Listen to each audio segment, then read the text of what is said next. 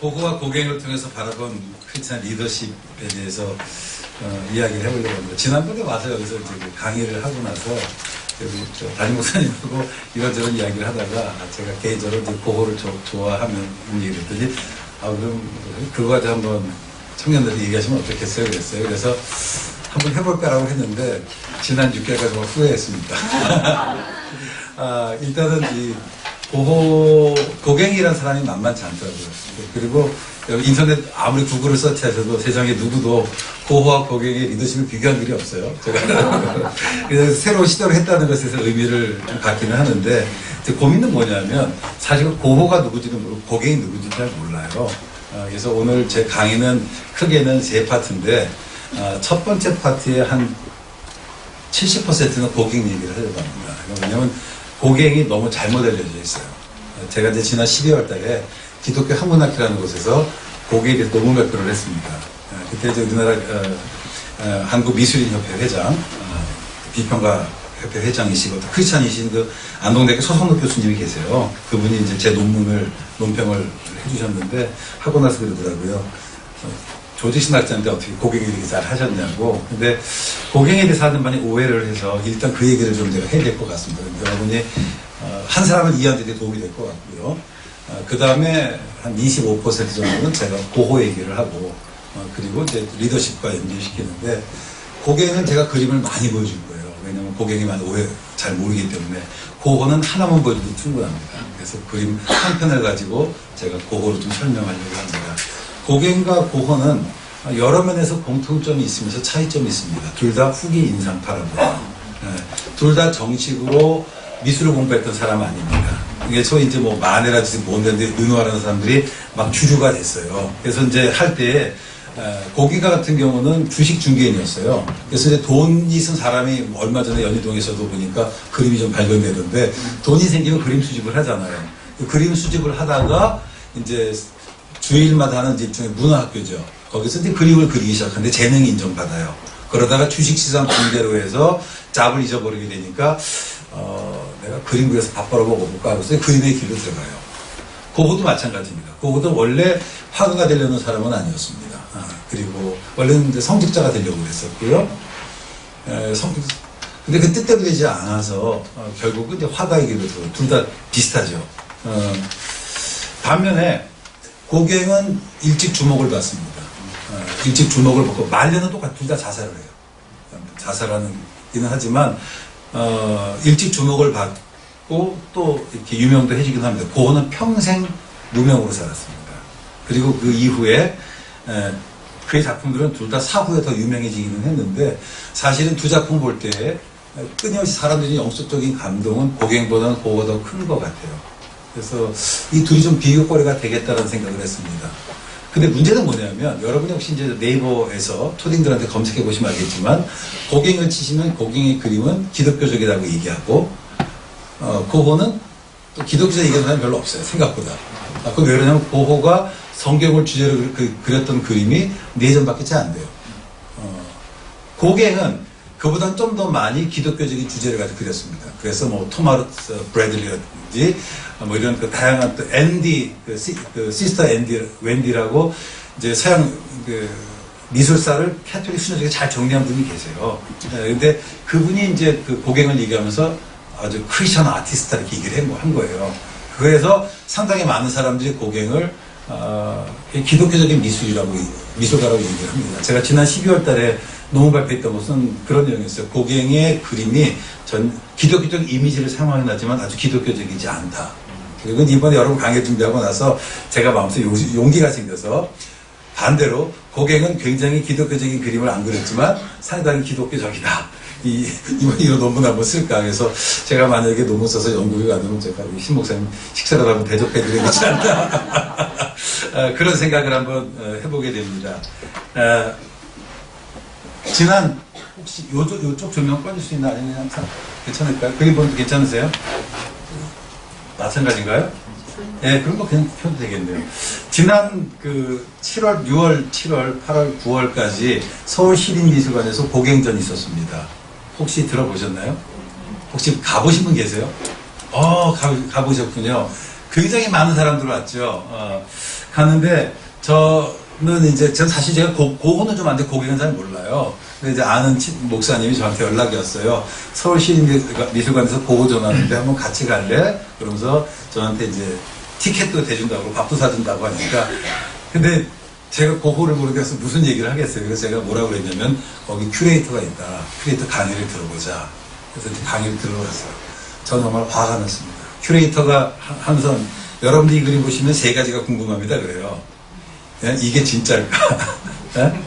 이게 얼마일까? 근데 세상에 그 돈 내고 가서 거기서 보는 사람이 그거 궁금할 사람은 없어요. 그러니까 야, 이 정도로 무시하는 거예요. 큐레이터. 그리고 설명을 하는데 저 사람이 그림을 아나 싶을 정도로 너무 성의 없는 설명을 하더라고요. 끝나고 나서 제가 책을 한 권 샀어요. 거기서 보면은 무려 4만 원짜리. 예, 고갱전을 기획했던 사람이 썼던 글이 있어요. 제가 한번 읽어드리겠습니다. 보통 이번 전시회가, 지난 전시회가 유명했던 건 뭐냐면, 고갱의 3대 작품이 있어요. 그게 이제 우리는 어디서 왔는가, 우리는 무엇인가, 우리는 어디로 가라는 이 작품과, 그 다음에 황색 그리스도, 그 다음에 설교의 환상이라는 세 작품이 전 세계에서 유일하게 이번에 처음으로 함께 전시가 됐어요. 그리고 이번에 저 한 얘기가 뭐냐면, 전시된 금액만, 이번에 보험가액만 2천억이 넘는다고 그러더라고요. 와, 대단하죠? 그리고 정말 수많은 가보시면 알겠지만 엄청나게 많은 사람이 오고 가요. 근데 제가 보면서 정말 이것이 여기 뭐 중고등학생이 있으면 정말 미안하긴 한데 이게 볼만한, 그 돈 내고 볼만한 가치가 있는가에 대한 생각을 좀 하게 됐어요. 그 얘기를 좀 먼저 하면서 시작하겠습니다. 이분이 이렇게 얘기합니다. 이제 요 정도는 그분은 해야 될 것 같아요. 탄생에서부터의 삶과 죽음에 이르는 인간의 운명을 단계적으로 서술한 이 대작은 고갱의 예술을 철학적으로 함축하는 작품으로 고갱의 인생관, 세계관, 우주관을 엿볼 수 있을 뿐만 아니라 고갱의 예술을 이해하는 열쇠를 죽이는 작품이다. 이렇게 얘기했어요. 대단해요. 사실 많은 사람들이 이 작품을 가지고 고갱의 대표작이라고 얘기해요. 뭐가 있어 보이잖아요. 일단 기본적으로 여러분 영어는 왼쪽에서 오른쪽으로 쓰죠. 동양은 글씨를 어떻게 쓰나요? 오른쪽에서 왼쪽으로. 이 그림은 오른쪽으로서 왼쪽으로 가게 되어 있는 거예요. 본 방향이. 그러니까 뭔가 좀 있어 보여. 그런데 이분이 그 뒤에서 뭐라고 얘기하냐면은 때묻지 않은 인간의 상태를 품으며 찾아간 태평양의 섬, 자연 풍경의 배경으로 이 작품 통해 고갱은 무엇을 말하려고 했던 것일까? 에덴 동산에서 추방되면서부터 인간에게 굴레처럼 씌워진 원죄에 대한 반복적인 무릎일까? 그러나 그가 던진 이 세 가지 질문에 대한 답은 그림 속에 없다. 그저 물음만 할 뿐이다. 코미디예요. 보세요. 위에서 이 작품은 고갱의 인생관, 세계관, 우주관을 엿볼 수 있을 뿐만 아니라 고갱의 예술을 이해하는 열쇠래요. 그리고 그분이 이 책에서 뭐라고 쓰냐면은 어디서 왔는가, 무엇인가, 어디로 가는가 대답을 찾을 수 없다. 단지 물을 뿐이다. 제가 하는 말이 이해가 되세요? 이 무슨 코미디예요? 그럼 내가 왜 이 작품이 왜 유명한 거예요? 여기서 고갱이 뭘 얘기하는지 모른다면 우리가 왜 이걸 보나요? 고갱에 대해서 사람들이 잘못 오해하고 있습니다. 제가 좀 제목이 잠깐 혼돈되는데 아마 달과 유패스인가 고갱과 고호를 가지고 만든 영화가 있어요. 그 영화 사기입니다. 거기서는 고호가 되게 이상한 사람으로 고갱이 괜찮은 사람으로 묘사되어 있지만 실제로는 거꾸로입니다. 고갱이 이상한 사람이고 고호가 괜찮은 사람이에요. 실제로 이제 둘 사이 편지가 오고 가는데 어떤 얘기냐면 고갱이 자기 친구한테 베르나라는 친구한테 그런 얘기해요. 고호는 저 사람 예수님이야. 이렇게 얘기해요. 그래서 이 시대에 어떻게 저렇게 살 수 있어? 이렇게 표현할 정도라고. 근데 이제 우리는 항상 고호의 마지막에 귀 자르고 막 그런 얘기만 이해하면서 고호를 정신병자로 보는데 오늘 그런 생각들을 좀 제가 수정시키려는 의도가 있습니다. 잠깐 제가 고갱 얘기를 해야 될 것 같습니다. 고갱은 프랑스계 아버지와 스페인계 페루인 어머니 사이에서 태어났습니다.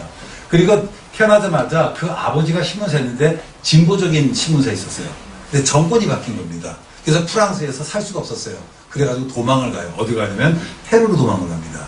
그래서 고갱은 태어났지만 프랑스에서 자라지 못하고 어디서 자라면 페루에서 자라났어요. 고갱이 그럼 프랑스어를 할 수 있었을까 없었을까요? 잘 못했어요. 이것이 굉장히 중요한 겁니다. 그러니까 고갱이 페루에서 돌아와서 프랑스에서 기숙학교에 들어갔을 때 왕따를 당했을까요? 안 당했을까요? 당했겠지. 그러니까 고갱 안에는 그런 자기에는 열등의식이 굉장히 많았어요. 프랑스인에도 불구하고 프랑스 말을 잘 못하고 프랑스에서 자라지 못하는 외할머니는 여성운동가였습니다. 굉장히 셌어요, 외할머니가. 이렇게 얘기하니까 상당히 고갱이 외할머니 영향을 받았을 것 같은데, 고갱은 오히려 그 외할머니의 강함 때문에, 어머니의 강함 때문에 여자에 대한 굉장히 다른 감정을 가지고 있었습니다. 이런 표현은 정말 죄송합니다. 고갱은 소아성애자였습니다. 자기의 부인이 있었지만 살아가면서 5명의 13세, 14세 아이들과 함께 삶을 살았어요. 정말 삶을 보면 정말 엉망인 사람입니다. 1813년도에 등단을 합니다. 1879년도에 피사로의 제자가 되고요. 1882년도에 주식상 군계로 떠서 전업화가가 돼요. 요때까지는 괜찮아요. 왜냐하면 그림을 아마추어로는 잘 그린 거예요. 근데 문제가 뭐냐면 아마추어 프로는 달라요. 네? 혹시 여러분 슈퍼스타 K-팝 스타인가 보세요? 노래 다 잘하잖아요. 근데 안 되잖아. 그렇게 잘해도 사실은 이렇게 전업 가수랑 비교해보면 확실히 차이가 나더라고요. 그렇지 않나요? 그런 거죠. 그때는 괜찮아 보였는데 전업학으로서 길을 들어섰는데 그림을 2년 동안 한 점도 못 팔았어요. 그래서 아내는 덴마크 사람이 덴마크로 돌아가고 이제 뭐 그런 어려움이 있었습니다. 그때 그렸던 게 뭐냐면 설교 후에 환상에 있다 제가 보여드린 그 그림을 그리면서 일약 스타덤에 오르기 시작합니다. 그 다음 해에 황색 그리스도라는 그림을 그렸습니다. 1891년부터 1893년도에 타히티를 가는데 이 사람이 어렸을 때 이미 페루에서 살았고 그리고 뱃사람으로 있어서 해외에 대한 동경이 굉장히 많았어요. 근데 그때 이제 소위 지리상의 발견이 있으면서 어리를 쓴 거예요. 뭐냐면은 내가 타히티라고는 아직 개발되지 않은 곳에 가서 그곳의 사람들의 삶을 그림을 그리니까 프랑스 국립학술원에서 나에게 돈을 달라. 그 돈을 지원받은 사람입니다. 머리 굉장히 좋은 사람입니다. 사람을 적절하게 이용할 수 있는 사람이었고 그래서 타히티로 가서 1891년부터 93년 동안 3년 동안 13살짜리 테헤나 마느라는 여자아이와 동거하면서 그림을 그리고 그림 주제의 70%는 그 여자아이를 그리는 겁니다. 그리고 나서 93년도부터 95년까지 프랑스에 왔는데 와서 13살짜리 다시 자바 소년이 아니고 소녀입니다. 소녀와 동거를 하기 시작합니다. 그 그림도 나와 있고요. 그리고 다시 95년부터 3년에 타히티에 돌아가서 바헤 오호 마리로즈라는 이 아이와 동거를 하면서 맨 마지막에 삶을 나가갑니다. 고갱을 얘기할 때 사람들은 그렇게 얘기합니다. 한 사람의 삶이라고 하는 거가 작품을 구별해야 된다. 저는 그 사람의 삶과 그 사람의 작품이 구별될 수 없다라는 생각을 해요. 자, 이 그림을 잠깐 좀 한번 같이 보겠습니다. 이게 설교 후의 환상이라고 하는 그림입니다. 고갱의 대표적인 작품입니다. 전에도 제가 말씀을 드렸던 것처럼 이 그림은 기본적으로 야곱이 천사와 씨름하는 장면을 묘사를 한 거예요. 그래서 이제 이것을 가지고 사람들은 이제 고갱이 기독교적 이미지를 가지고 그림을 그렸다. 그래서 기독교적인 미술을 한다라고 이야기를 합니다. 하지만 저는 좀 생각은 다른 것 같아요. 이 작품은 그 당시에 고갱이 머물렀던 지역이 퐁트아방이라고 하는 이제 불어는 퐁트아방이라고 그러는데 퐁트아방이라는 지역에 있는 어떤 르파르동이라는 거예요. 그러니까 pardon 이라고 들어보세요 영어로요.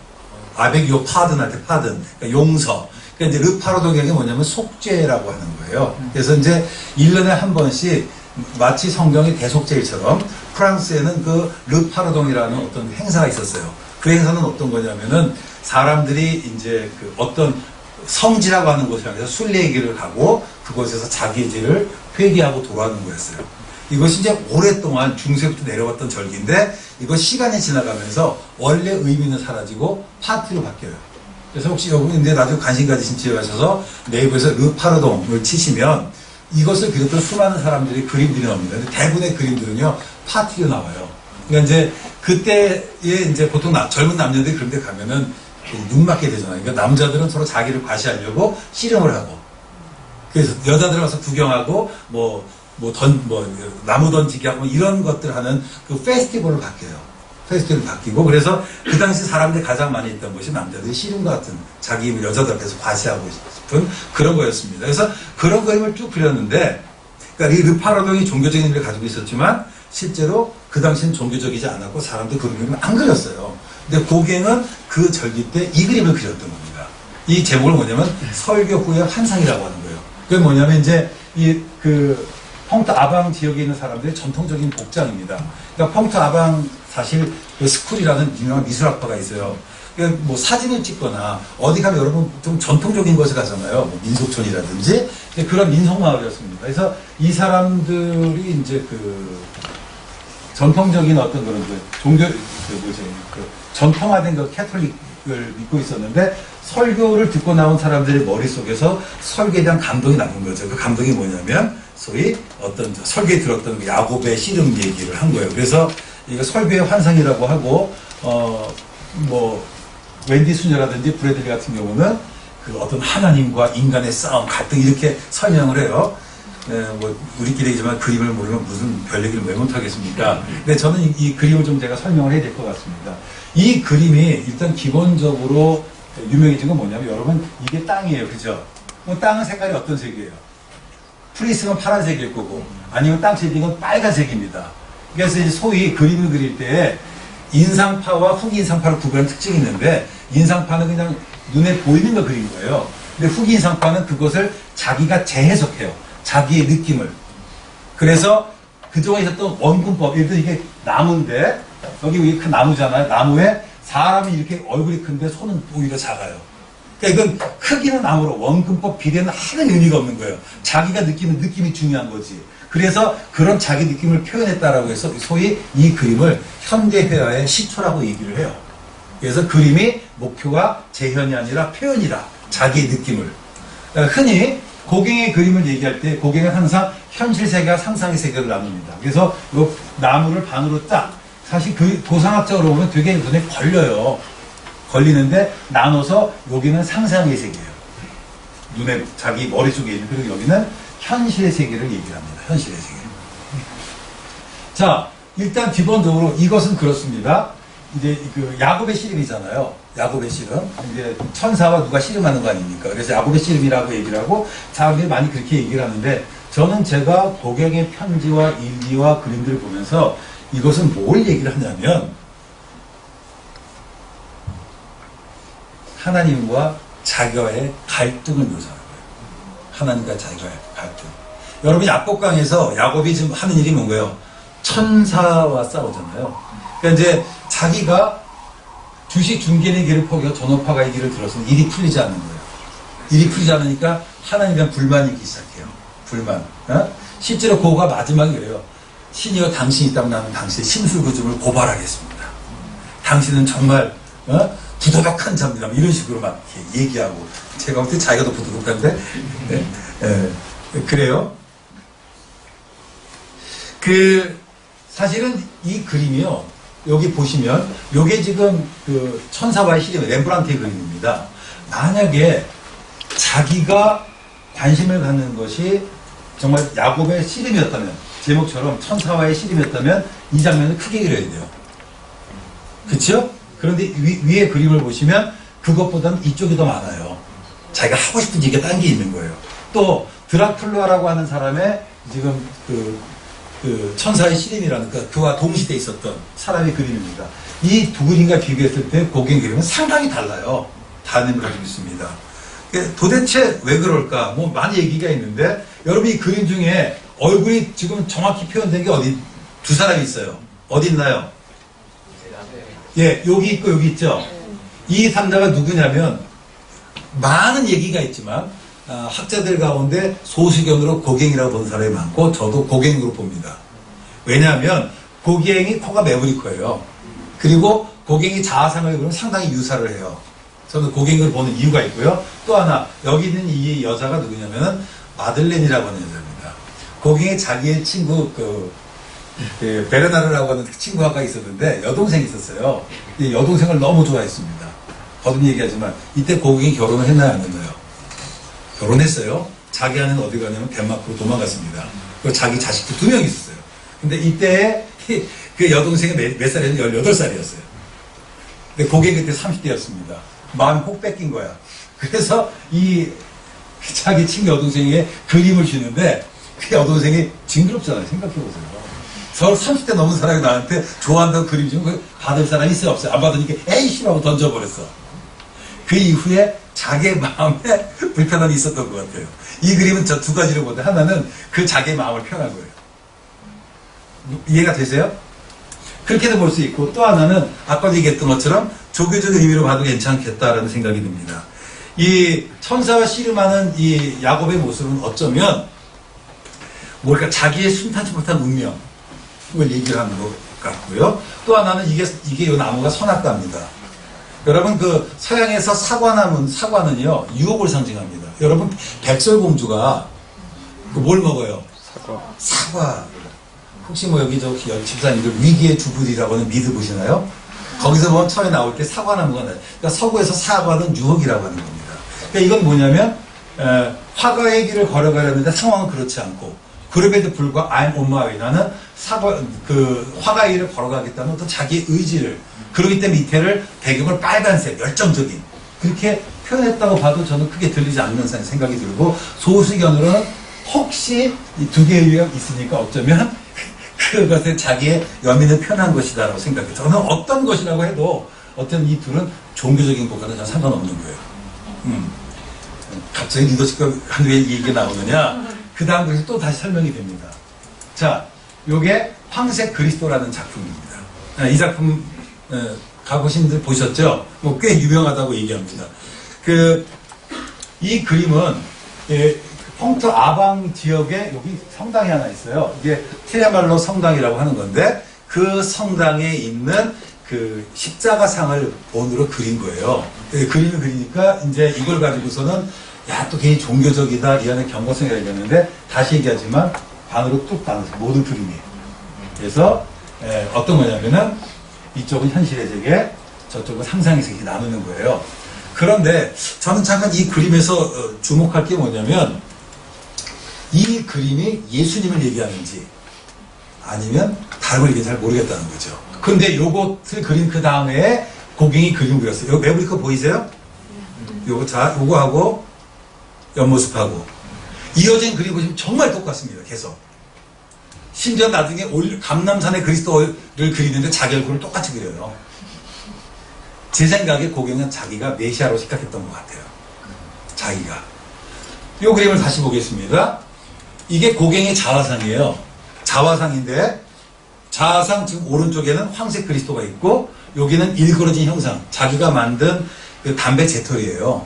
담배 재털인데 뻘겋고 일그러진 고통에 있는 이게 뭔가 좀 전해주는 메시지가 있는 거겠죠. 다시 이걸 돌아오겠습니다. 제가 하고 싶은 얘기는 이것이 자객이다라고 얘기하고 싶은데 여러분 노란색 있잖아요. 이 노란색 기독교에서는 노란색은 안 씁니다.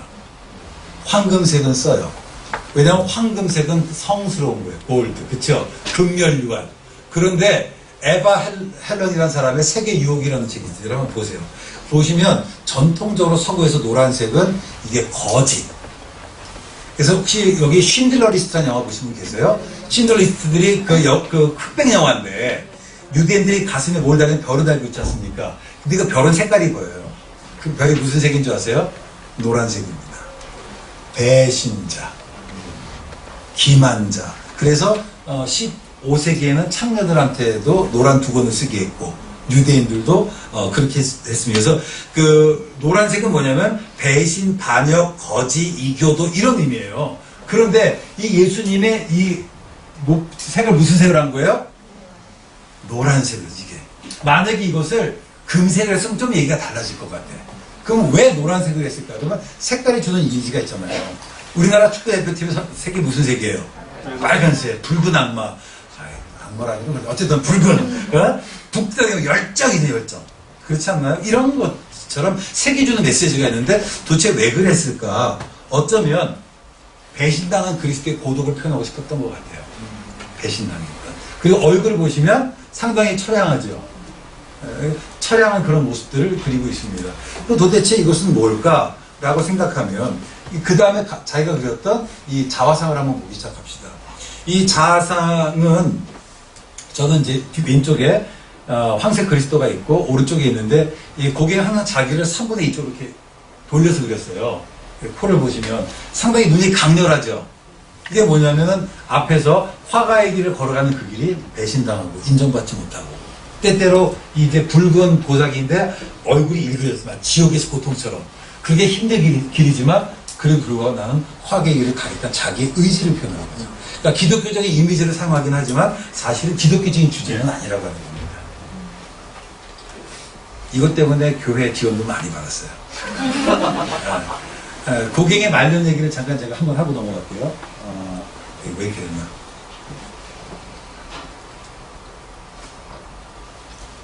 고갱이 이제 가난해져요. 자기가 가난해지니까 자기가 머물던 그곳에 성당을 찾아가서 주교신한테 뭐라고 얘기했냐면 내가 여기 머물면서 종교적인 그림을 그리겠다 그래요. 그리고 큰 땅을 받습니다. 땅을 받아놓고 집을 줬어요. 그 집의 이름이 뭔지 아세요? 쾌락의 집이요. 그리고는 그 섬에 사는 소위 어린아이들이 그러다 같이 살아요. 그리고 그때 그렸던 그림들이 많습니다. 고갱 치시면은 이번에도 보니까 그런 그림들이 있더라고요. 근데 그걸 보면 사람들이 난 왜 그러고 있는지 모르겠어. 더 이상 이해하고 싶은데 나중에 장르부터 따로 얘기하도록 하고 예, 하여튼 그렇습니다. 자, 흥미로운 거는 나중에는 그 다음엔 더 미쳐버려요. 이게 뭐냐면 후광이 있는 그리스도라는 작품이에요. 자, 여러분 이게 후광이라고 요거거든. 할로우라고 하는 거. 여러분 어떨 때 저렇게 서양 영화나 미술에서 보면 만화에서 어떨 때 저게 있나요? 성스러운 거, 그쵸? 그러니까 누군지는 모르지만 이게 성스러운 존재인 거예요, 그쵸? 그리고 요게 사과라고 그랬죠. 사과는 뭐라고요? 선악과 유혹이잖아. 근데 이 얼굴이 누구 얼굴입니까? 자기 얼굴이야. 그 제목을 뭐라고 그러냐면 후광이 있는 그리스도라고 그랬다고. 그러니까 고갱은 자기가 예수라고 생각했던 사람이에요. 자기 예수라고. 그리고 이제 손에 지금 뭐가 있는 거예요? 이게 뭘까? 뱀. 뱀을 잡은 것도 아니야, 그쵸? 뱀을 살짝 거친. 그러니까 유혹의 두 상징을 자기 안에 있는 거죠, 그쵸? 자기 안에 있고 그 모든 유혹 안에서 자기 생각하는 유혹은 뭐냐면은 내가 인정받지 못하지 나 정말 훌륭한 화가야. 사람들 알아줘야만 해. 그러니까 나한테 계속 그림을 그릴 거야. 라고 하는 그런 쪽에서 자기를 이해했던 거예요. 너무 간단하게 얘기하는데 대충 따라오실 수 있죠? 네. 예. 자, 이 그림을 좀 다시 좀 봐야 될 것 같습니다. 물 한 잔 마시고도 괜찮겠죠? 제가 금요일에 새벽에 한국에 도착해가지고 고열로 있다가 오늘 못 올 뻔했어요. 근데 목사님 기도를 많이 해주셔가지고 어제 퇴원해서 집에 와서 그래서 이렇게 물이 많이 좀 필요합니다. 이해를 해주시기 바랍니다.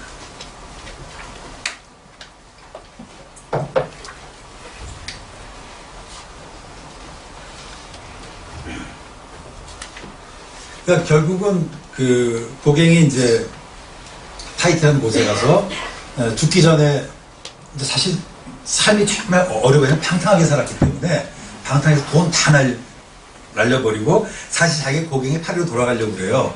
그런데 파리에서는 어떻게 고갱이 있냐면 그 사람이 마치 선교사처럼 저 외지에 가서 정말 희생하며 살아간다. 미스트에 신비롭게 묘사가 된 거예요. 그러니까 이제 자기가 야 내가 파리로 가면 어떠냐 했더니 그림을 팔았던 자기 친구라는 거예요. 너 거기 있어라. 너 오면 신비감이 깨져서 안 된다. 그래서 가지도 못하고 거기서 있다가 막 술 먹고 막 자살하려고 그러다가 이제 툭 떠오른 아이디어가 이거예요. 그래서 그걸 그림을 그린 겁니다. 고갱은요 굉장히 게으른 사람입니다. 이 그림은요 고갱이 이전에 그렸던 모든 그림을 다 컨트롤 V, 컨트롤 C 한 거예요. 저는 미술을 공부하는 사람들이 왜 그런 건 공부 안 하는지 모르겠고요. 그리고 이 그림은 렘브란트가 그 하와가 선악과는 따는 장면을 그대로 패러디한 거예요. 패러디의 대왕이 누구냐? 저는 고갱입니다. 여러분 제가 지금 계속 고갱 되게 싫어하는 것 같죠? 저는 정말 싫어요. 그래서 거기에 대해서 제가 평을 할 때 좋은 평을 안 합니다. 자, 이건 어떻게 하냐면 인간의 탄생서부터 죽음에 이르는 과정을 얘기를 한 거예요. 자, 잘 보이는지 모르겠지만 여기 어린아이가 있죠. 어린아이 옆에 3명이 있습니다. 근데 이 어린아이가 고개를 어디로 돌리고 있어요? 잘 안 보이시나요? 한 번만 잠깐 껐다 펴주시겠습니까? 그걸 이거는 더 꺼주세요. 앞에 거. 네. 고개가 이쪽으로 가 있죠? 보이세요? 그리고 이 세 명의 여자인데 이 여자 중에 아이를 쳐다보는 사람이 있나요? 없나요? 없어요. 이게 주목할 만한 겁니다. 이게 뭐냐면 그 당시 타이티는 많은 여자들이 서양 사람과 하여튼 하면서 먹고 살게 돼 있었어요. 그러다 보면 이런저런 사생아들이 태어나게 돼 있죠. 근데 사생아들이 태어나, 그러니까 이 아이가 고개를 반대쪽으로 돌린 건 뭐냐면 버림받은 거예요. 부모가 누군지도 모르는. 그런데 이 타이트라고 하는 그 부족의 특성상 누구의 아이든 부족이 함께 돌보고 키우는 문화는 있어요. 그런데 보시면 엄마는 누구도 아이에게 관심을 갖지 않습니다. 그리고 이 아이 옆에는 동물이 뭐가 있냐면 강아지가 있어요. 제가 지난번에 강의할 때도 말씀드렸던 것 같은데 전통적으로 서양 미술에서 강아지는 정절을 요구를 해요. 정절, 순결. 그래서 결혼식 장면이나 여자아이가 있는 모든 장면에는 강아지가 등장하게 돼 있어요. 이 강아지의 특징이 뭐예요? 로얄티잖아요. 정말 주인에게 신실하지 않습니까? 그런 전통적 모티브가 등장을 해요. 자, 아이가 태어났습니다. 근데 이 아이가 태어났는데 아이의 얼굴이 일그려져 있어요. 집에 가서 한번 컴퓨터를 하시 보시면 어린아이는 빵긋빵긋 웃어야 되는데 저의 얼굴은요 40대 얼굴입니다. 근데 표정을 보시면 어린아이 얼굴이 인생의 모든 고민을 짊어진 듯한 인생이라는 것 자체가 고통으로 봤던 것 같아요. 이 사람은. 그리고 요것이 뭐냐면 선악과를 따는 건데 여러분 선악과를 남자 같다요? 여자 같다요? 여자 같다죠? 남자예요? 여자예요? 남자예요. 이게 또 중요한 거라고. 선악과를 따는데 그 따는 거는 남자야. 제가 이번에 태국을 갔어요. 태국을 가가지고 이제 마지막 날 이제 몸이 좀 피가 마사지를 받으러 갔어요. 마사지를 가면은 마사지를 해준 사람이 되게 여자들이잖아요. 근데 정말 너무 이쁜 여자가 들은 거죠. 저한테 마사지를 해주고 그걸 혼자 있는 건 아니었지만 이렇게 쭉 같이 있는 데였지만 얘기를 하는데 손님 어서 오세요 이러더라고. 남자였어. 그 당시에 타이트에도 그런 사람들이 굉장히 많았어요. 즉 여장 남자들이. 지금 이 선악과를 따먹는 것을 이야기를 하면서 왜 여자로 얘기하지 않고 남자로 묘사했을까? 그럼 생각해볼 만하지 않겠어요? 궁금하지 않으세요? 궁금하지 않으면 할 수 없고. 자, 선악과를 따먹고 에덴에서 쫓겨난 신라곤의 모습들을 그린 거예요.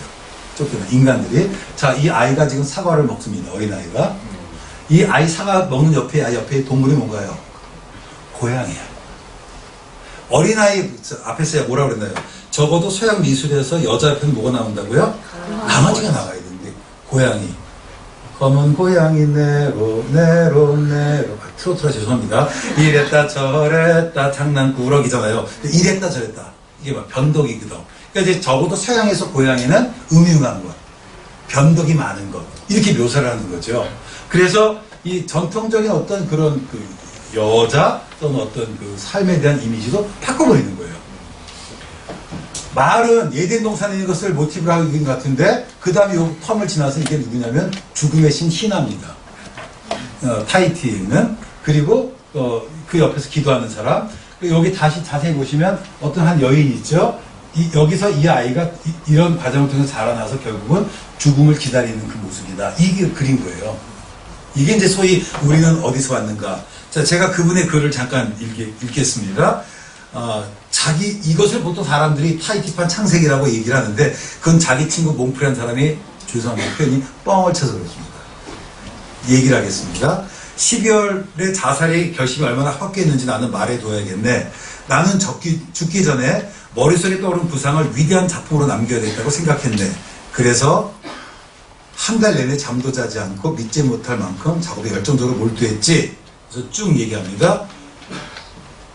오른쪽 밑에는 한 아이가 잠들어 있네. 그 옆에 세 여자가 웅크러지고 앉아있네. 그리고 그 뒤로 자주색 옷을 입은 두 사람이 무슨 얘기인가 나누고 원근법을 고려한다고 해도 몸집이 아주 커 보이는 한 사내가 쭈구리가 앉아서 허공을 손으로 손편째 무엇인가 바라보지. 이 사람들은 모두 자기의 운명을 생각하는 거라네. 그리고 그림 한가운데는 과일을 따르는 사람이 있고 그 곁에 아이와 고양이 두 마리가 있네.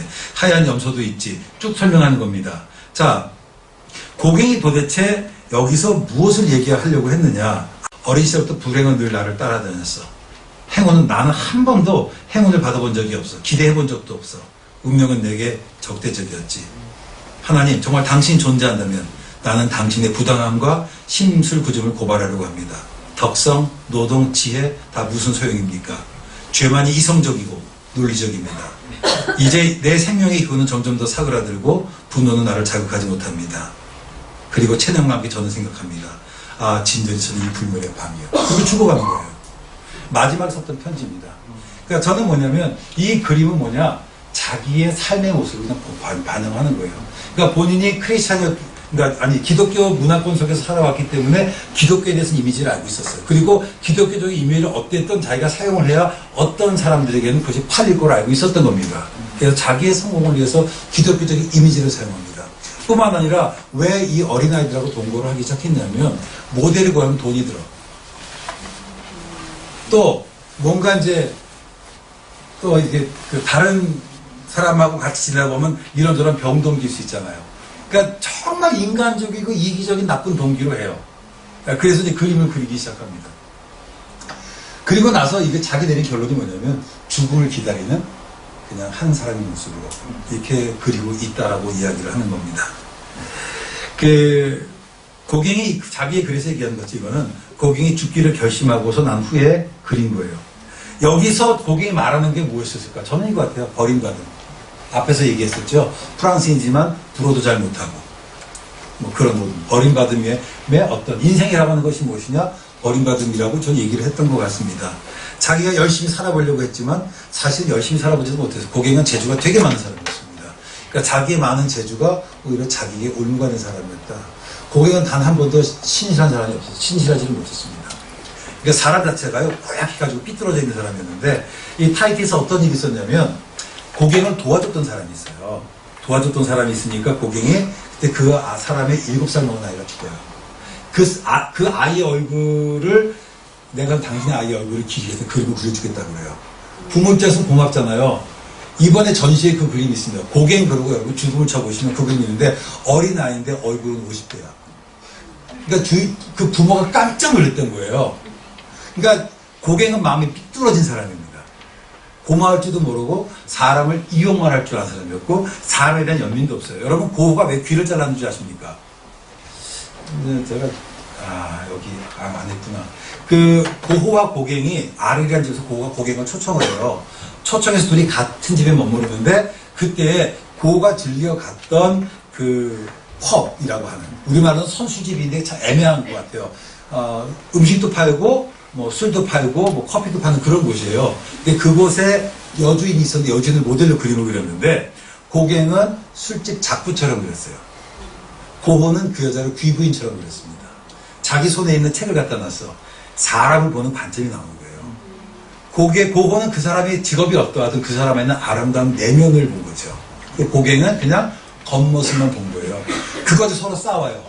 화나니까 고호가 자기 귀를 자르는 겁니다. 그러니까 그런 앞뒤 상황을 모르면 고호가 미치둠처럼 보일 수 있어요. 하지만 저는 그 작품 보면 눈물이 나요. 저희 친구가 썼던 소설이 생각납니다. 사람이 그리워서 흰잎길을 맨발로 울면서 걸어간다. 저는 고호를 특징지어하면 고호는 사람이 그리웠던 사람이에요. 제 친구는 대학 때 민주운동했던 사람이에요. 그 친구가 저한테 그러더라고. 영환아, 나는 사람이라는 이름만 들어도 눈물이 나. 고호는 그랬던 사람 같습니다. 근데 고갱은 전혀 그렇지 않은 사람이었습니다. 고갱이 살았던 그 시대에 대부분의 화가들은 종교적인 주제보다는 일반 그림을 그렸어요.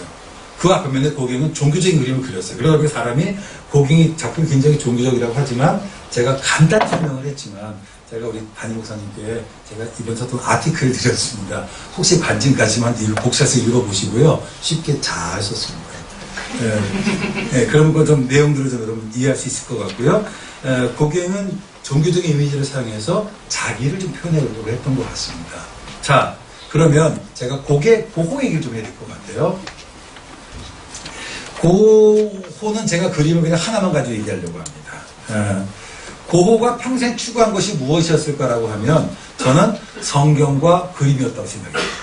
고호는 한 손에는 성경을 그리고 한 손에는 붓을 두고 살았던 사람이고 그리고 평생 그 두 길을 추구했던 사람입니다. 고호는 원래 성직자가 되고 싶어 했어요. 하지만 성직자가 결국 되지 못합니다. 고호는 화가가 되고 싶었습니다. 근데 화가로서 성공하지 못했어요. 우리가 아는 것처럼. 평생 단 한 점의 그림을 팔았습니다. 근데 그 그림도 결국은 그림을 그냥 억지로 사준 거고, 그 사람이 그것을 덧칠해서 다른 사람 그림에 배경판을 썼을 정도로 정말 불우한 삶을 살았던 사람, 고호 같은 사람들이. 그에게 제가 볼 때 고호는 성직자였던 것 같아요. 많은 사람들이 고호가 귀를 자르고 자살하고 했던 것 때문에 고호가 굿 크리스찬이라는 잘 모르는데, 저는 고호가 굿 크리스찬이라는 생각이 들어요. 훌륭한 목회자였다는 생각이 듭니다. 그에게 있어서 그림은 자기가 성직자가 되려고 했지만 그것이 안 될 때의 차선으로 선택한 길이었습니다. 동생 태호가 있어요. 동생 태호에게 보낸 편지에서 그런 내용이 있습니다. 내가 보니까 최근 들어서 교사와 성직자보다 더 좋은 직업이 없다는 생각이 들어. 특별히 그 중간쯤에는 선교사 정도. 그러니까 선교사가 뭐냐면은 오늘 우리 같은 선교사보다는 전도자 정도가 맞는 것 같아요. 뭐 좀 교육전사님 정도, 요런 그게 좀 더 정확할 것 같은데 그쪽이 좀 지금은 나한테 맞는 것 같아. 그래서 런던 선교회 그 선교사가 돼요. 그래서 이제 그 영국 도버 해협 근처에 있는 램스게이트라고 하는 말이 기숙학교 교사로 갑니다. 그곳에서 이제 외국어를 가르치고 수학을 가르쳐요. 근데 그 프랑스어 수학을 가르칠 때 여기 있는 학생들의 부모가 이제 이번에 여러분 참 저기 가시죠. 영국에 가시면 이제 뭐 옥스퍼드를 가셨다고 그러더라고요. 내년에는 꼭 브리스톨을 가십시오. 브리스톨을 꼭 가시죠. 왜냐하면 그것이 노예무역의 중심지고 빈부의 격차, 올리버 트위스트의 배경, 하여튼 영국을 아는데 가장 좋은 곳은 여러분 브리스톨이에요. 그래서 대부분 있는 사람들이 산업화 때문에 서울에 런던 있는 브리스톨로 가고 아이들이 돌고 있으니까 아이들을 기숙학교로 보낸 거예요. 근데 부모들이 값싼 노동력을 받기 위해서 갔기 때문에 그 기숙학교가 질이 좋지를 않았어요. 그리고 그 학교 교장 선생님이 아이들을 함부로 대했어요. 부모가 올 때는 좀 잘해주고, 이제 안 오면 또 막 함부로 대하고. 근데 이제 부모들이 학비를 제대로 못 보내주니까 고한테 가서 학비를 좀 받으라고 얘기를 해요. 그래서 고가 런던으로 갔는데 집을 방문하는 순간 차마 학비를 내라는 말을 못한 거예요. 너무 삶이 비참해서. 그냥 왔습니다. 석 달 만에 해고당해요. 그래서 소위 선교사로서의 길을 거절하게 됩니다. 그래서 자기가 그렇게 생각했던 게 뭐냐면, 내가 만약에 저렇게 어려운 사람의 현실을 바꿔줄 수 없다면 오히려 내가 성직자가 돼서 그들의 마음을 바꿔주면 어떨까. 그러니까 그거는 기본적으로 어쩌면 성직자조차도 약한 사람을 돌보려고 하는 어떤 하나의 for others죠. 그 동기가 좀 작용했던 것 같습니다. 근데 목회자가 되려고 했지만 그거가 잘 안 돼요. 왜냐면 그거가 나이가 많이 들었고 어렸을 때에 교육을 잘 못 받았어요. 그래서 히브리 헬라어를 못했습니다. 그래가지고서는 그러니까 뭐랄까요, 수습 목사, 그러니까 부목사도 아니고, 그러니까 교육전도사와 부목사 정도의 사이에 있는 수습선교사라고 해서 이제 그 수습기간을 가져요. 그때 이제 그 벨기에의 보리나주라고 하는 그 탄광촌에 갔는데, 탄광촌에 딱 가니까 그 당시 탄광은요 아주 안전시설이 안 돼 있어서 폭발 사고가 굉장히 많이 났습니다. 사고가 많이 나고 사람들 많이 죽고, 그래서 고호가 그 광부들을 위해서 광부들이 사고가 나면 갱도로 들어가고, 심지어는 의사가 포기한 사람을 간호해서 살리기도 하고 같이 살았어요. 그들과 함께. 그런데 그것 때문에 6개월 만에 쫓겨났습니다. 당신은 목사 될 자격이 없다고. 왜냐면 목사가 품위 없이 어떻게 탄광선에 들어갔었냐고. 고호가 추격을 받았습니다. 이거는 아니다. 그렇죠? 이거는 아니다. 그래서 이제 그거를 포기합니다. 그가 그 이후에 삶의 목표를 찾기위해서 엄청나게 몸부림을 칩니다. 그러다 발견된 게 그림이었어요. 내가 만약에 광고들에게 굿뉴스가 좋은 소식이잖아요. 그게 뭐냐면 This is not the end of your life. 이게 네 인생의 마지막이 아니다. 이 얘기를 하는 건 아니겠어요? 그걸 전할 수 없다면 내가 이 관심 받아야 될 사람들, 하여튼 우리가 무시했던 이 사람들 내가 그려서 세상에 알려주자. 그리고 세상 사람들로 하여금 이 사람의 이름을 좀 바꿔주자. 그래서 고호의 초기 그림들은 굉장히 어둡습니다. 왜냐하면 탄광촌에 있는 사람들의 삶을 그렸기 때문에. 그 당시에 뭐 고흐가 밀레를 굉장히 좋아해요. 밀레가 이제 농촌의 삶을 얘기를 해서, 그래서 어떤 사람들은 뭐 이제 그 밀레를 사랑한 고흐라는 책도 있어요. 근데 그분이 못 본 게 있습니다. 왜 고흐가 밀레를 좋아했는지. 바로 밀레의 그림 속에는 역시 농촌에 있는 연약한 사람들에 대한 연민이 포함되어 있기 때문에 그랬던 거예요. 그래서 그것에 밀레에 그 씨 뿌리는 사람들을 고흐가 모작도 굉장히 많이 합니다. 그러니까 모작하는 이유 중에 하나는 뭐냐면 그 연민들을 자기가 본받고 싶어서 그랬던 거예요. 그 자기 동생한테 편지를 쓰는데 광부들은 아직도 다른 노동자나 또는 장인들과 다른 부류로 취급되고 있다. 유럽은 사실 어떤 일을 전문적으로 하면요, 그 마이스터라고 해서 존중을 해줘. 그런데 광부는 안 그랬어요. 그래서 여기서 뭐라고 했냐면은 참 딱한 일이다. 언젠가 이 이름 없고 잘 알려지지 않은 사람들 그려서 세상에 보여줄 수 있다면 참 행복할 것이다. 고흐를 많이 얘기하는데 사람들이 고흐의 일기를 안 봐요. 고흐가 자기 동생에게 썼던 편지를 안 봐요. 이 편지를 읽어보면 고흐를 좀 알 수 있는 것 같습니다. 고흐는 원래 복음을 전하고 싶었지만 안 됐어요. 왜냐하면 자기 의지와 상관없이 그 당시에 소위 교권주의라고 하는 것이 고흐의 그 순수한 동기를 받아들일 수 없었습니다. 그래서 이제 자기는 그림을 통해서 가난한 사람들의 삶을 세상에 보여줌을 통해서 사람들에게 이 고통받고 연약한 사람들을 좀 보여주고 싶었던 거죠. 다시 봅시다. 예수님께서 이 땅에 오셨을 때 예수님께서 누구를 찾아가셨습니까? 가난한 자, 병든 자, 소외된 자였습니다. 그 당시에 종교인들이 있었어요. 제사장, 서기관, 바리새인들. 그 사람들은 어떻게 했나요? 너희는 왕따야, 따로 놀아. 구분을 짓고 함께 밥을 먹을 수도 없고 자기들 공동체도 들어올 수 없었어요. 함께 어울릴 수 있는 사람들을 정해놨습니다. 근데 예수님께서 그들을 찾아가셨어요. 저는 고흐는 정말 예수님 말씀처럼 살아갔던 사람이다. 저는 이런 생각이 듭니다.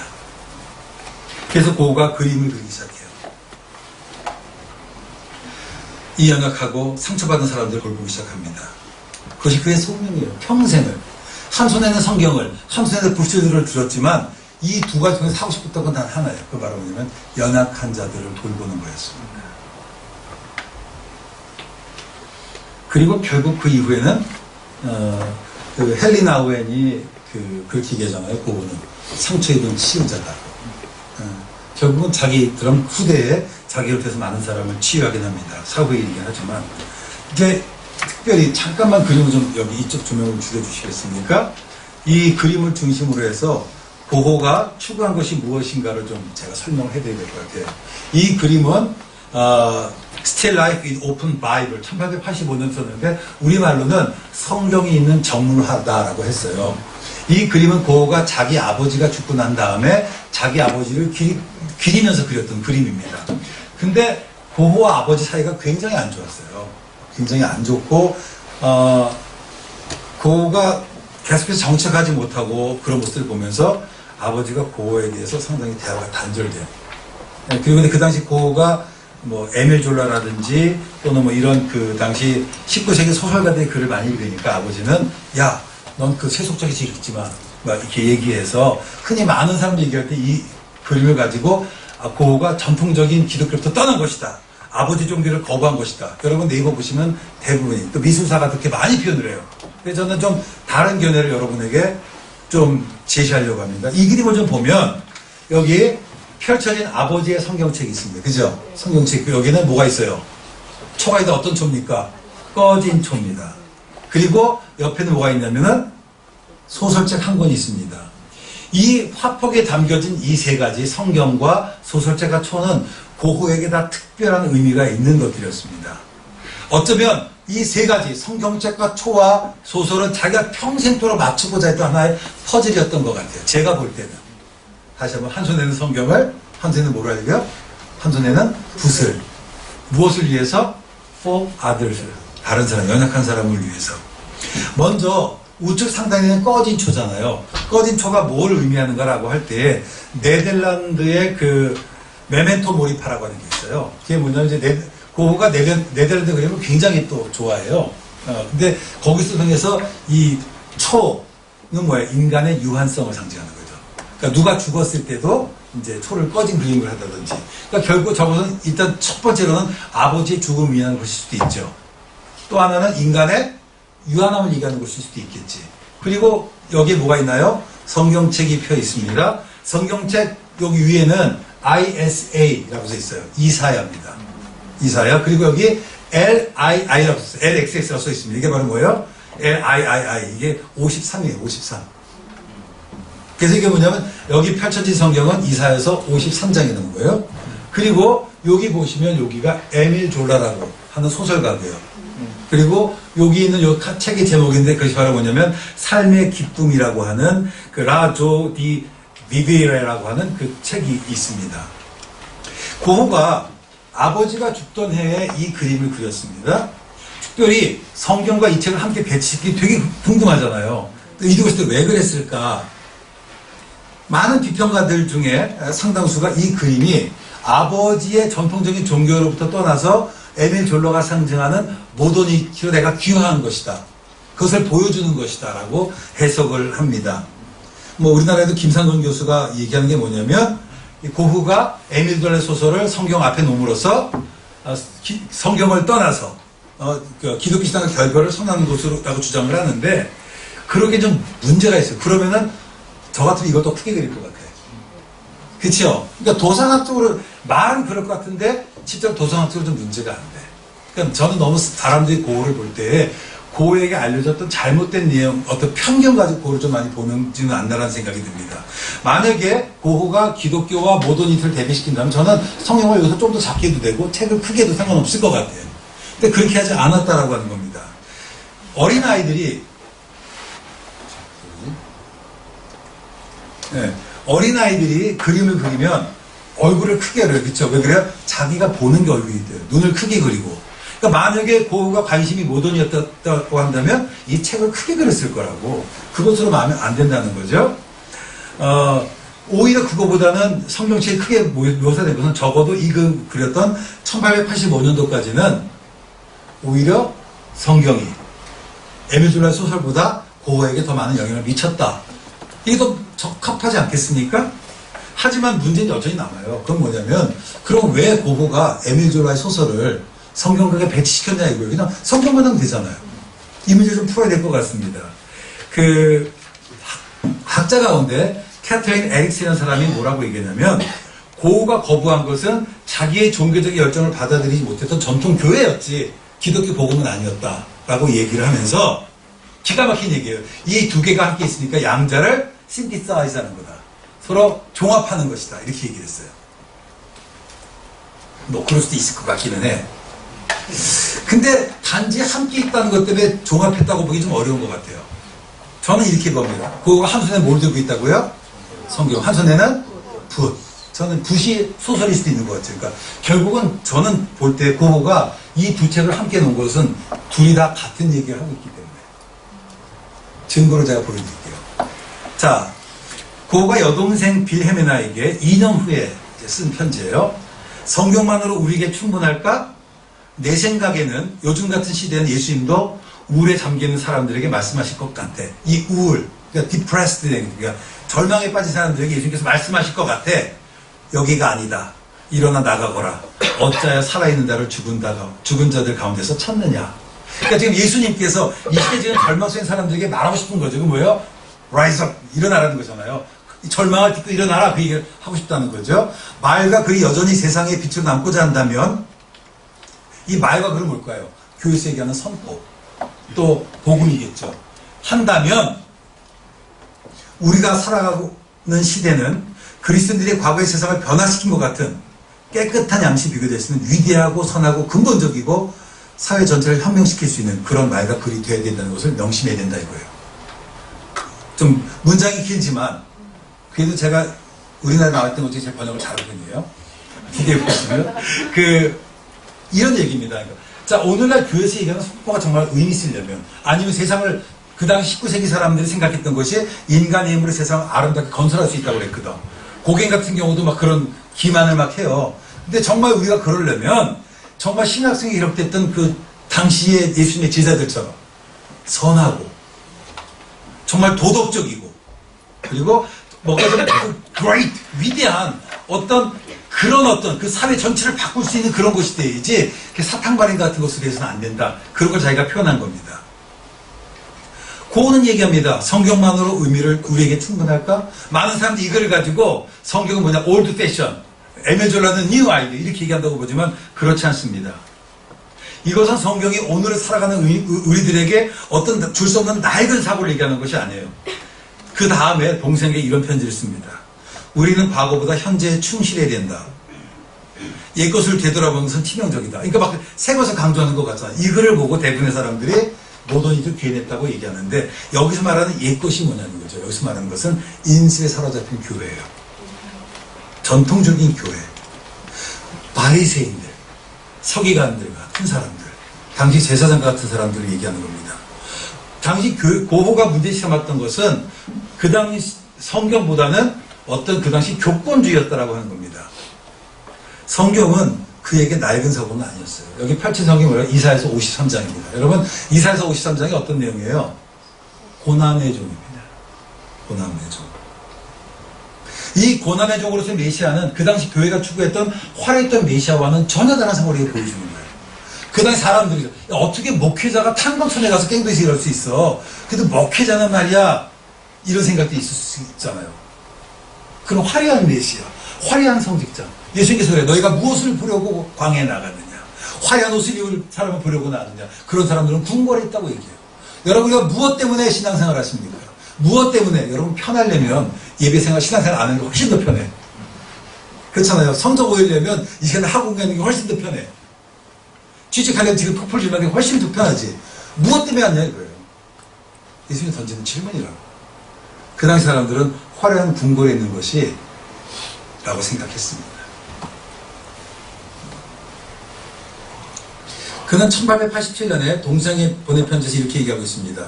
내가 얼마나 성경에 이끌리고 있는지 너는 잘 알지 못할 거야. 나는 매일 성경을 읽어. 성경 말씀은 내 마음속에 새기고 주의 말씀은 내 발에 등이요 내 길에 빛이라는 말씀에 비추어 내 삶을 이해하려고 해. 이 그림을 그린 다음에 2년 후에요.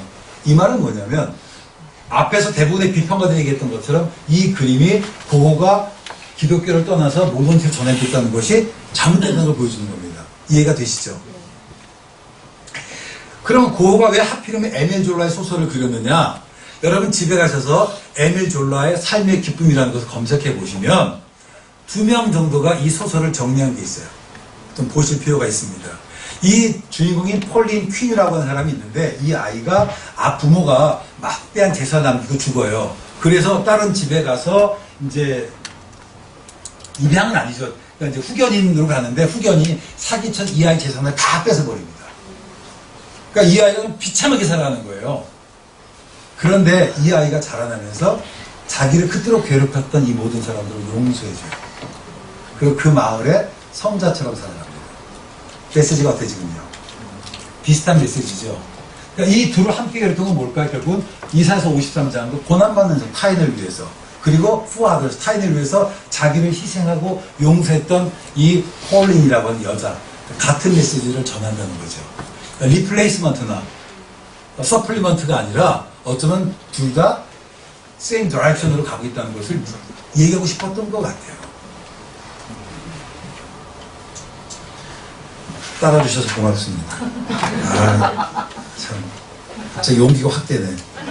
제가 이번에 여기 강의 준비하면서 이것을 좀 발견하고 나서 이번에 4월달에 이거로 노은 발표 하려고요. 여러분 덕분에. 네? 고은은 이 책에서 죄로 물든 인간에 대한 어떤 incarnate Christ, 성육화된 어떤 사람을 본 거죠. 고우가 성경에 있는 정보를 그리기 2년 전에 이 소설을 읽어요. 그리고 자기 동생 태호에게 편지에서 뭐라고 그러냐면 태호야, 졸라의 소설을 말이 이상한데 했던 에밀 졸라의 소설을 나는 많이 읽어라. 이 소설은 참으로 좋은 책이다. 참 요즘 아이들 말고 너무 그래가지고 어쨌든 졸라의 소설은 가능하면 자주 읽으라고 권면을 합니다. 그의 글은 make things clear라고 돼 있어요. 그 우리말로 번역해 너무 그쵸, 이게 애매해. 그러니까 여러분 그 미션이라는 영화를 보면요, 이제 그 스페인의 대주교가 원주민을 이제 왕으로부터 다 죽이라는 명령을 받아요. 근데 거기는 예수의 선교사들이 얘기하는 거예요. 이 사람들 크리스천 아니냐, 죽이면 어떡하겠느냐. 그러니까 이제 이쪽에 있으니까 도시에서 당신 하나님 생각 못 듣는다. 그러니까 산으로 가자. Make things clear. 그러면 네 모든 것들이 분명히 보일 것이다. 그러니까 고흐는 이 졸라의 소설을 보면, 이 소설을 보면서 그걸 깨달았단 거예요. 삶의 기쁨, 이 제목이 재밌잖아요. 여러분, 기쁨이 어디서 오느냐? 그거는 by giving ourselves to others. 내 자신을 다른 줌을 줘서 얻어지는 것이다. 고흐는 자기 여동생 빌헬미나에게 그 같은 데 이렇게 편지를 씁니다. 나는 요즘 내가 다른 사람들보다 성경을 더 꼼꼼히 읽는 것을 다행스럽게 여겨. 오래된 것이 아름답다고 생각하기에. 다시 이제 앞에서는 오래된 것이 별거 아니라다가 아름답다고 얘기해요. 그러니까 앞에는 오래된 것이 뭐냐? 인습에 사로잡힌 교회인 거예요. 그 여기서 말하는 오래된 건 뭘까요? 그건 바로 또 바이블, 성경을 이야기하는 겁니다. 오래된 것이 아름답다고 생각하기에 나는 새로운 것들은 그보다 더 아름다워야 된다고. 만약에 예수님께서 그렇게 사셨다면 오늘 우리가 살아가는 이 시대는 그보다 더 아름답고 더 좋아야 되고 그 시대를 만들기 위해서 우리는 그 소명을 가지고 살아야 돼. 이 얘기라는 거예요. 근데 그 시대 사람들은 그러지 못했습니다. 자기의 부와 자기의 명예와 이익을 위해서 고갱이처럼 누군가를 이용하고 누군가를 짓밟고 희생시키는 그런 삶을 살고 있었습니다. 더불어 살아가는 거 안 했었어요.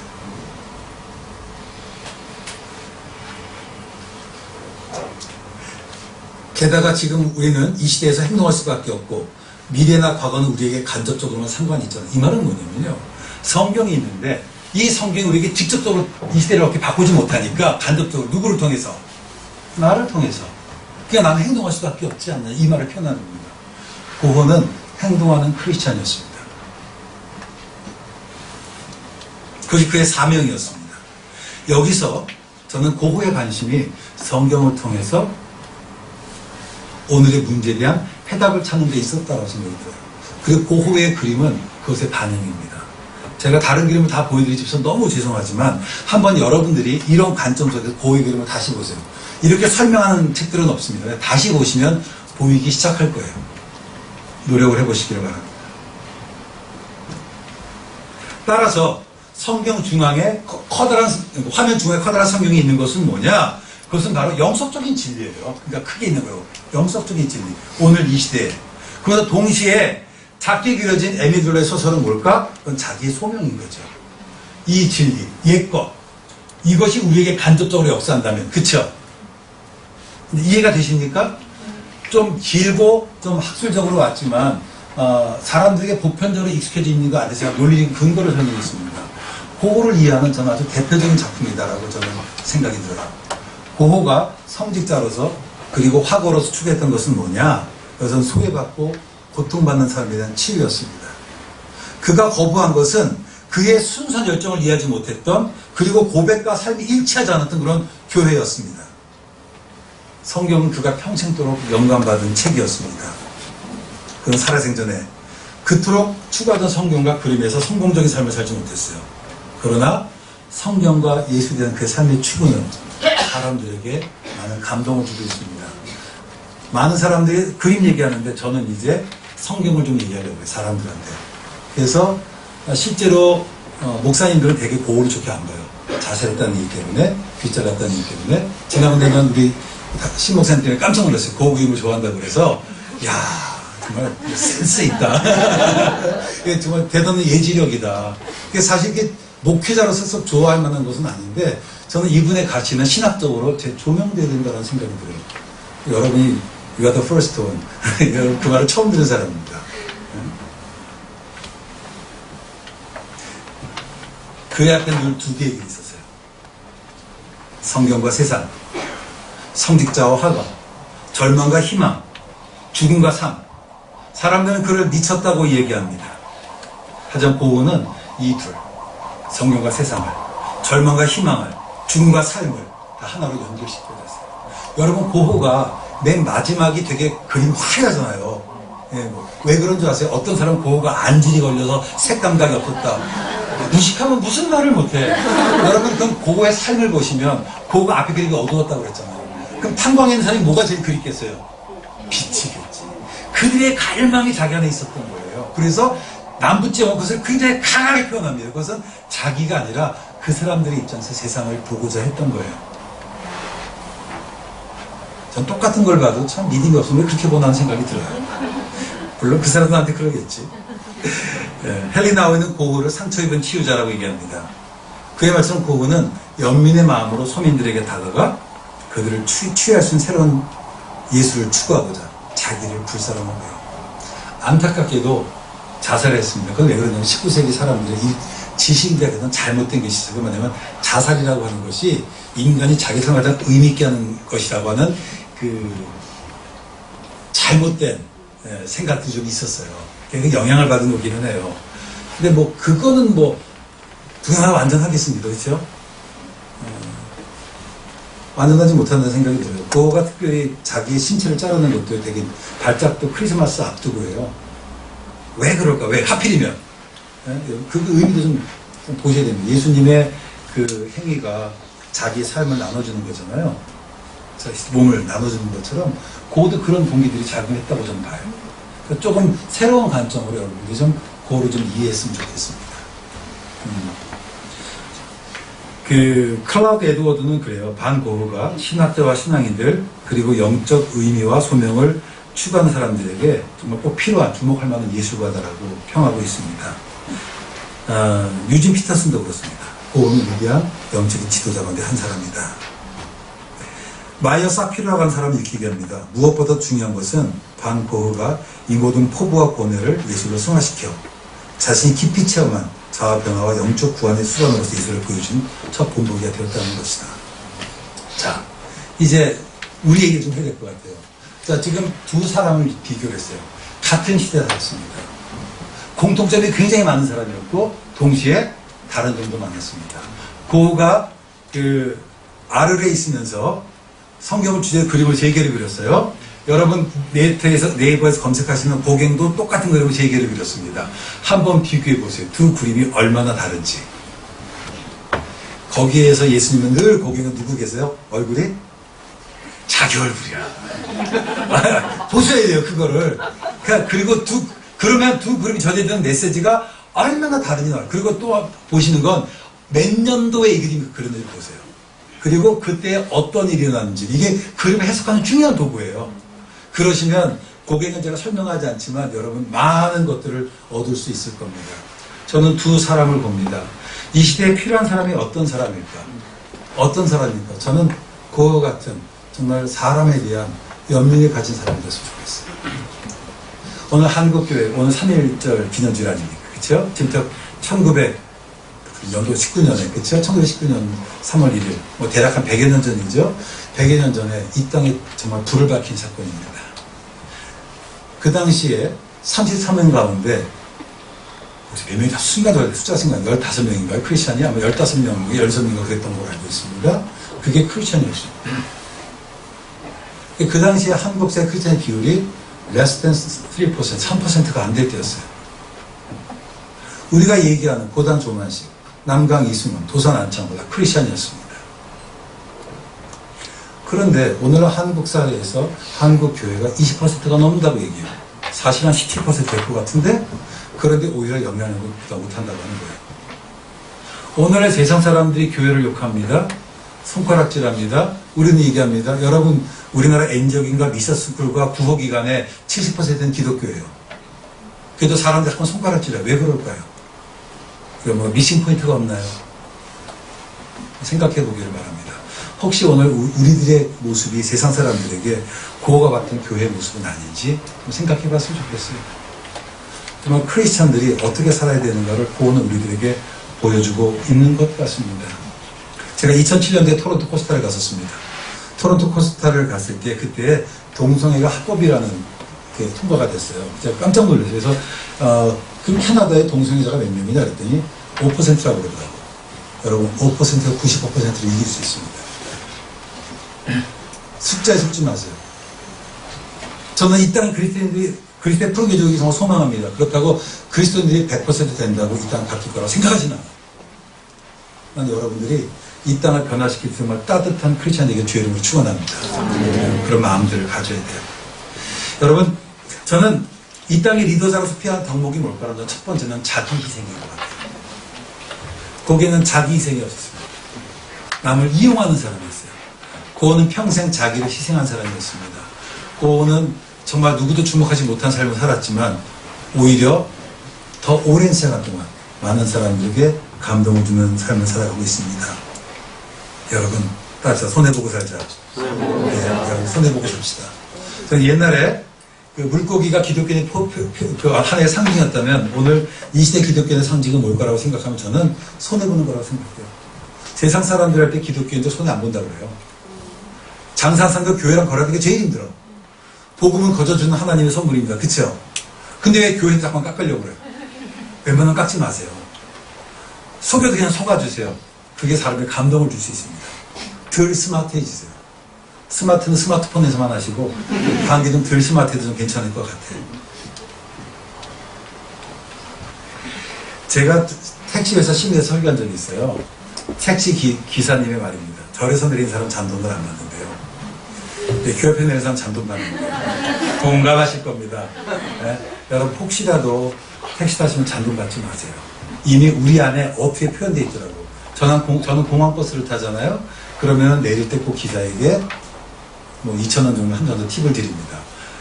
그 사람들 제 얘기하는데 목사인 거 알아봤어. 음성이 다르잖아요. 하다가 전화 받으면 다 티가 나잖아. 그래서 감사합니다. 그래요. 그러면 깜짝 놀래요. 왜? 크리스찬이잖아요. 당연한 거라도 조금 전 다르게 살아야 된다는 생각이 듭니다. 전에 제가 살던 저희 그 고향에 동네 과일 가게 아저씨가 있었어요. 저 어렸을 때부터 살았던 곳입니다.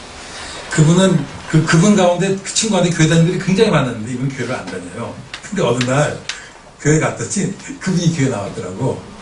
자기 친구가 10년 동안 전들여도 안 되는데 교회가 나왔어요. 그래서 제가 물어봤어요. 아저씨 어떻게 나오셨어요? 그랬더니 그게 교회는 한 분이 과일을 사러 간 거예요.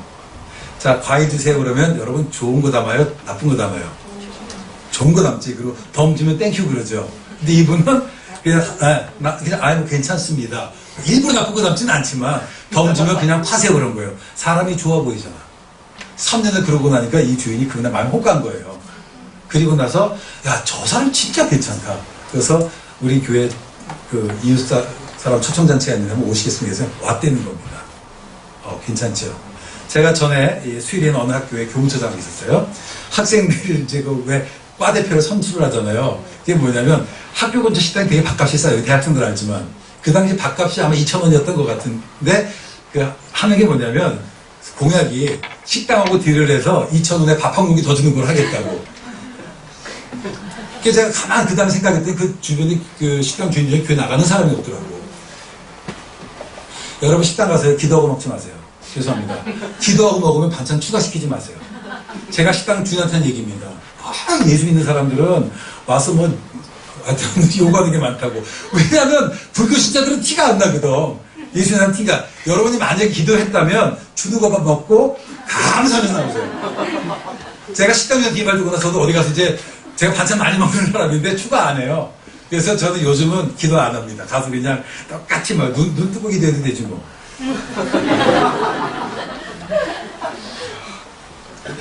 여러분 그 상대편 입장에 생각해요. 남에게 대접받고자 하는 남을 대접하라. 이것이 율법이요 선지자다. 나는 우리 사회가 정말 좋은 사회가 되려면 정말 이것이 필요하다고 생각해요. 그 탈부대는 그런 얘기가 있어요. 어떤 한 청년이 자기 친구와 여행을 가요. 여행을 가는데 이제 여행 가서 배고프잖아요. 주렁주렁 달린 과일을 본 거예요. 여러분한테 어떻게 하겠어요? 할렐루야지 뭐 따먹지 않겠어요? 오직 가면 산에 도토리 따지 마세요. 다람쥐가 죽어 있잖아요. 여러분 산에 있는 도토리 하면 여러분 거예요? 남의 거예요? 남의 거지. 여러분이 나무 심었어?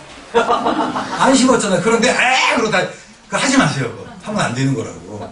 그러니까 사람들이 야 할렐루야 따먹은 거야. 제가 2007년도에 저희 아내랑 아이들이 영국에 있을 때 저희 학생들이 유럽 종교경치 탐방을 했어요. 하고서 캠브리지에 가서 저희 사는 동네가 체리 힌턴이라는 거예요. 체리 힌턴. 체리가 많은 동네입니다. 저녁에 했더니 집사람하고 동네 그 사모님들이 체리를 이만큼 가져온 거예요. 영국도 체리 비싸요. 그래서 어떻게 된 거냐 그랬더니 따왔대. 너는 담장 너머로 뻗어가지고 그래서 눈치 봐서 그 전날 저녁에 땄대는 거예요. 얼마나 창피한지. 서양 사람들은요 사과 안 따먹어. 길거리에서도. 우리 다 따먹잖아. 그러니까 이제 사람들이 그걸 따먹는데 이 친구는 안 따먹은 거예요. 그리고 나서 가다가 우연히 땅에 떨어진 빵 부대를 본 거예요. 아이들이, 친구들이 야! 물어보는데 이 친구가 안 먹으니까 물어본 거야. 너 왜 그러냐 그랬더니 라삐가 나한테 얘기했다. 내가 당하기 싫으면 남에게 부구하지 말라고. 여러분 집에 있는 과일 누가 따먹으면 기분 나빠 안 나빠? 나쁘지. 제 지갑이 있는데 이 지갑에 9만 원 정도가 있어요. 놓고 갈 때 있잖아요. 이거 누구 가져가면 좋아요 싫어요? 어떤 사람이 지도자가 돼야 될까요? 상대방 입장에 상관합니다. 정말 중요한 겁니다. 우리는 내 거고 임자 없으면 내 거란 생각이 있어요. 예. 여러분 대학생들 카페 가면 땅콩들 있죠? 강냉이 없어요? 있어요. 먹지 마세요. 큰일 납니다. 대한민국 남자 70%는 화장실 갔다 손 안 닦고 나와요. 모르시죠? 자매들 손 안 닦고 나와. 그러면 그 수많은 점들을 내가 이 점 저 점을 먹어야 되는데 그걸 어떻게 하려고. 예? 여성분들 특별히 그렇게 먹는데 이쁜 아가씨들이 그러지 마세요. 공짜 줘다 병 걸립니다. 제가 이제 호주에 오신 선교사님하고 동안교 김홍준 목사님하고 몇 년 전에 이제 압구정동에는 어디 가서 음식을 먹었어요. 그리고 이제 화장실을 갔어요. 화장실을 가고서 이제 이렇게 다 나와서 손을 씻는데 이분 호주 선교사잖아요. 호주에 살았잖아요. 오랫동안. 손을 안 씻더라고. 그래서 아니 왜 손을 안 씻어요? 그랬더니 하하 웃으면서 서양 사람들이야 포크 나이프로 먹으니까 손 안 씻어도 손으로 먹으니까 손을 씻어야 되지만 나는 젓가락으로 먹잖아 이러더라고. 내가 그랬어요. 선교사님 손은 나를 위해서 씻는 게 아니라 남을 위해서 씻는 거라고. 이해가 되면 할 수 없고. 저는 그래서 이게 식당 가잖아요. 저는 손 씻고 나서 약간 결벽쳐서 이 눈꼬리 손으로 안 열어요. 모르잖아. 내가 아무리 스쳐도. 믿지 마세요. 내 남자를 믿지 마세요. 와서 이쁘다 얼굴 만지는 거 좋아하지 마. 부모님만 만지게 해. 여러분 무엇이 남에게 대접받고자 하든 너희도 남을 대접하라. 이것이 율법이야 선지자. 이거는 상대편의 입장에서 생각하는 거예요. 저는 고우가 그랬던 거예요. 고통받는 사람의 입장, 램스게이트에 있는 그 학생들의 부모의 입장, 항공차에 있는 사람들의 입장에서 생각했어요. 고우의 위대함은 거기에 있는 것 같아요. 저는 여행을 참 많이 하는 편인데요.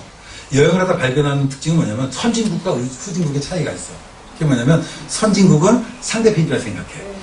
후진국은 자기 입장에서. 예를 들어서 운전하시는 분이 계시죠. 남자 집사님들. 운전하실 때 앞에 차가 빨리 안 가. 그러면 여러분 어떻게 하세요? 가만히 있으세요? 어떻게 하세요? 깜빡깜빡 그러죠. 제가 영국 경험을 얘기하겠습니다.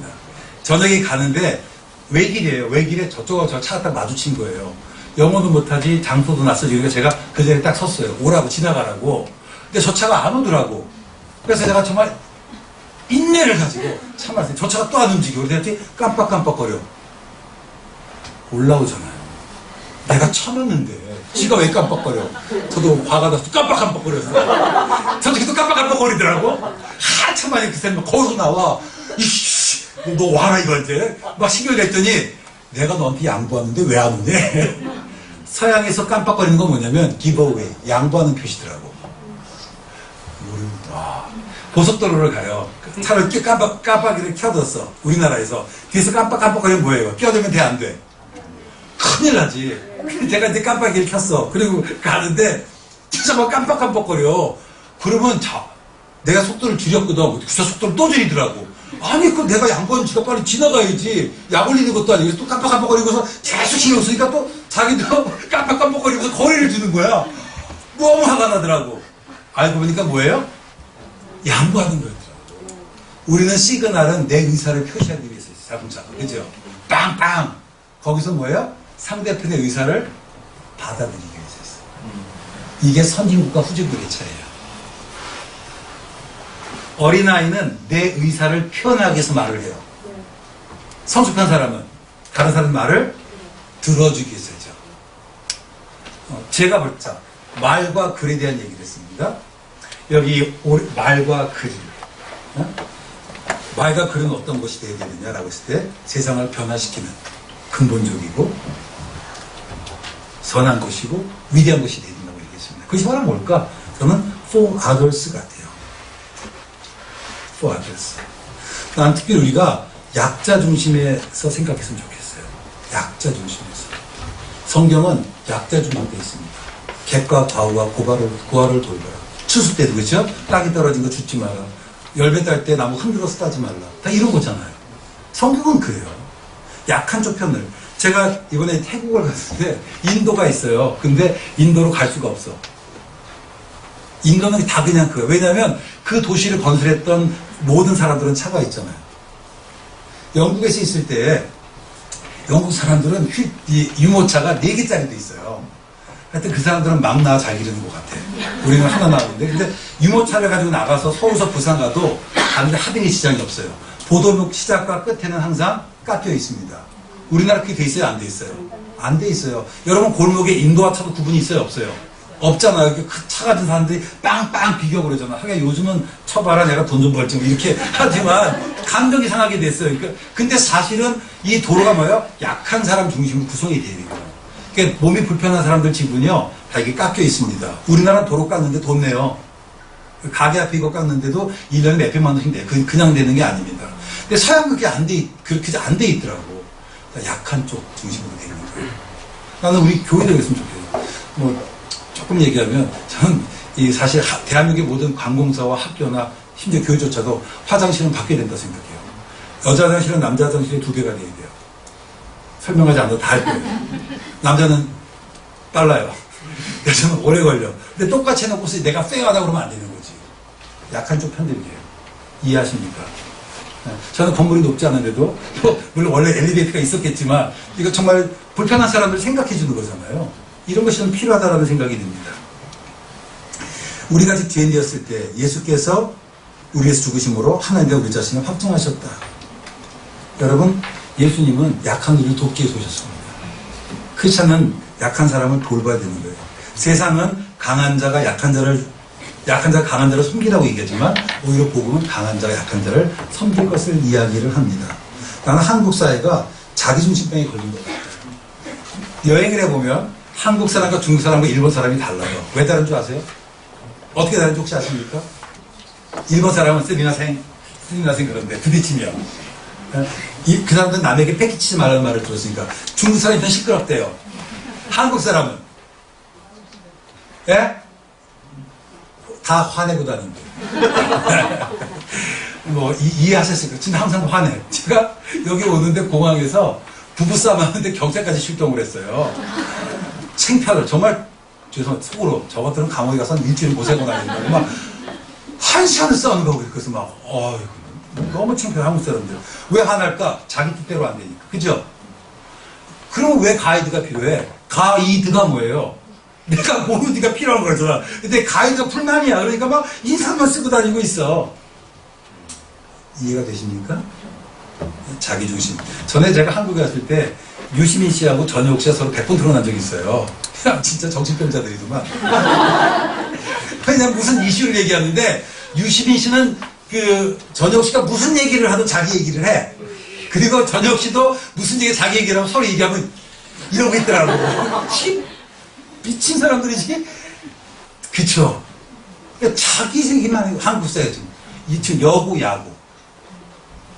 위고, 아래고. 다 자기 얘기밖에 없잖아요. 이 시대 리더가 되려면 뭐예요? 상대편 중심으로. 여러분 전자랜드 이현우라는 선수가 작년에 이슈가 있었어요. 그게 뭐냐면 자기 딸하고 함께 이 사람이 프로농구의 대표적인 성실맨이라고요. 딸하고 놀이터 갔는데 중학생들이 담배를 피우고 있었다는 거예요. 그래서 나무랬더니 부모로부터 검찰에 피소됐어요. 그 부모한테 100배 빌고서 고소 취하를 했어요. 이게 뭐예요? 내 자식이면 무조건 보호받아야 되는 막가퍼식이잖아요. 이 사회가 그래. 정말 저는 교회도 크게 다르지 않은 것 같아요. 크리스천도 크게 다르지 않은 것 같아요. 아예 한쪽 귀와 눈을 가로막고 사는 것 같더라고요. 이런 교회가 무슨 희망을 있겠어요? 그 똑같은 타이티라고 하는 어쩌면 고객이 직시했던 삶의 현실은 그와 크게 다르지 않다고. 근데 자기중심으로 보는 거야, 자기중심으로. 그런 사람이 무슨 희망을 줄 수 있겠습니까? 우리는 자기중심적에 대한 욕구를 벗어버리고 상대편의 관점에서 그래야 우리가 비로소 공동체적 나눔이 가능하게 됩니다. 너희가 이 마음을 품으라. 곧 그리스도 예수의 마음이니 그는 그만 하나님의 본체시나 하나님과 동등함을 취할 것으로 여기지 아니하시고 오히려 자기 몸을 비워 종의 형체를 가져 사람들같이 되셨고 사람의 모양으로 나타나시며 자기를 낮추시고 죽기까지 걱정하셨으니 곧 십자가에 죽으시니라. 예수께서 보여주신 볼이 뭐예요? 예수의 마음이 뭡니까? 낮아짐입니다. 오늘 강의를 좀 정리할 때가 됐어요. 여러분, 이 시대에 필요한 리더십은 뭘까? 저는 자기 희생인 것 같습니다. 사람들에 대한 연민인 것 같습니다. 우리 그렇게 한번 살아봅시다. 이 땅에 정말 좋은 세상 만들어 봅시다. 저는 여러분들이 꼭 기독교 기업, 난 이래야 들어갈 필요 없다 생각이 들어요. 딱 기독교 교사나 뭐 그렇게 안 해서는 없다 생각해요. 세상 속에서 빛으로 소금으로 살아갑시다. 그래야 이 세상이 변화될 수 있습니다.